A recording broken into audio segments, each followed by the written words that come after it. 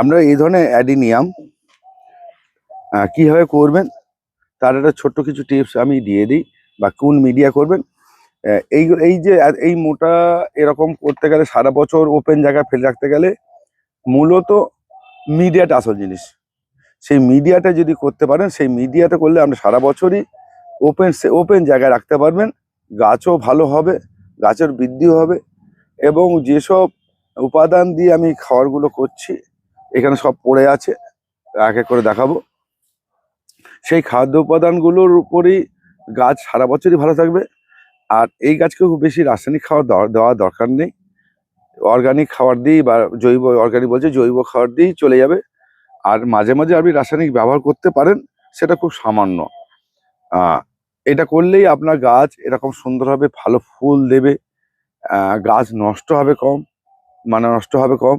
সেইগুলোর দিকে যদি একটু খেয়াল রাখতে পারেন, তাহলে কিন্তু আপনার অ্যাডিনিয়াম আপনার বাগানে বা আপনার ছাদে বা উঠোনে খুব সুন্দর হবে। সেইটার জন্য আপনারা কি করবেন, এটা তো এই ছোট ভিডিওতে আপনাদের অত কিছু বলে দিতে পারবো না। এইটারই লং ভিডিও আছে আমার চ্যানেলে, মানে এই চ্যানেল ছাদ কৃষি চ্যানেল আর এই চ্যানেলটা সাবস্ক্রাইব করে নেবেন।